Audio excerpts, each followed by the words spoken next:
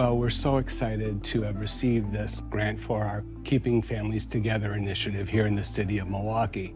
You know, with the current changes in administration and the immigration priorities, it really had an impact on me because I had actually been down on the border previously when this administration, when they were in office the first time, were literally tearing children away from their parents. So it's all about trying to minimize the impact that any potential separation would have on a family.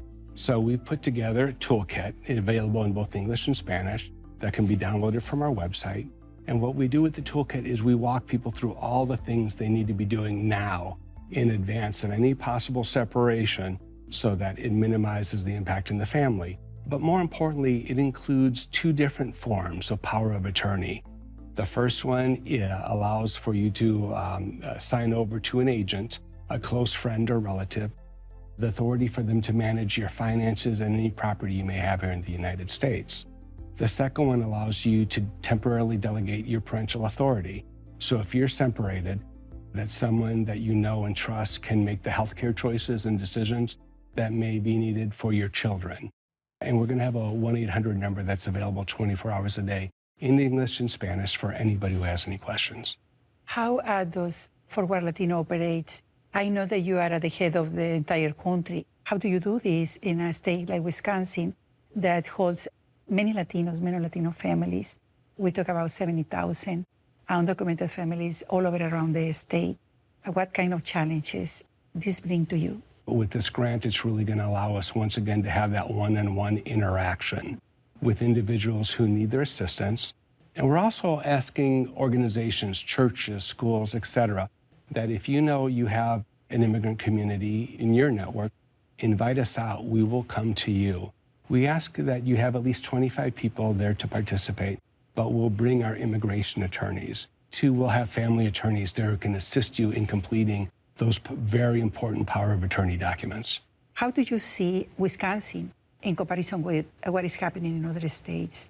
The relationship we have with our Governor Tony Evers, to the Attorney General Josh Call, to the county executive here, David Crowley, and to our mayor, Cavalier Johnson Chevy.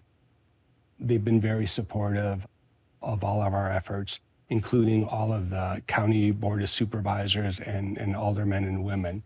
We're able to work together collectively to address the need. There's a lot of other states we're not able to achieve that kind of partnership, and it really does make it difficult to get the word out and the resources to the people who need it most.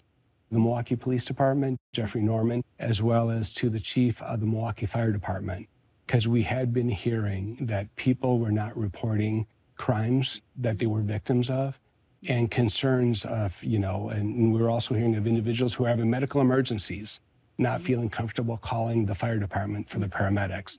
So we've worked with them. We've actually created English and Spanish videos saying that if you live in the city of Milwaukee, regardless of your immigration status, it is safe for you to dial 911. What is the position of Forward Latino about people who are extreme reacting against this undocumented community? We have them here. We have heard them. We have seen them. It's Forward Latino's official position. We know there's a need to reform our broken immigration laws and put one in place that meets the needs of our country's security, economy, and our faith in humanity, right? We can balance all those. It's not one or the other. Sadly, we're still spending too much of our time helping victims of hate crimes. They are occurring around us, even today. We always respect the wishes of the victims, whether they want us to share or report them to the police and the FBI, more times than not, because they're afraid that the people who attack them might come back to try to finish the job, for lack of a better term. There are those people who are very extreme that hear some of the things that are being said by the leaders of the current administration and think that they're true. You and I know that they're not, but they don't. And they act on these words and act on the hate they have in their hearts and do the most horrific things to our fellow human beings. Darryl, what is your recommendation for those families, undocumented families, different minority groups that are possible victims of these reactions. Anytime you call or email or fill out a form on the Forward Latino website, it's confidential. We won't do anything with that information unless you authorize us to. So if you're being intimidated by your neighbors, by the place fellow workers, your employers, or your landlords, or you feel you're being exploited, give us a call at 833-LATINO-1.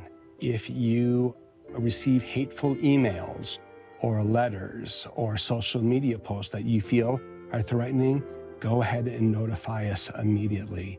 If you are a victim of a hate crime, or if you know somebody who is, please don't hesitate to give us a call. We're here, we're your friends. Podemos hablar en cualquier lengua. We can talk to you in English and Spanish and other languages as well. We're just here to help. We believe this country was founded by everyone and is here to serve everyone, and everyone deserves to have the freedom and safety that they deserve. We're working on a number of different plateaus right now, whether it be economic, social, or familial. There's just so much going on right now. We're glad to be able to do the work, but once again, we just wish it wasn't necessary.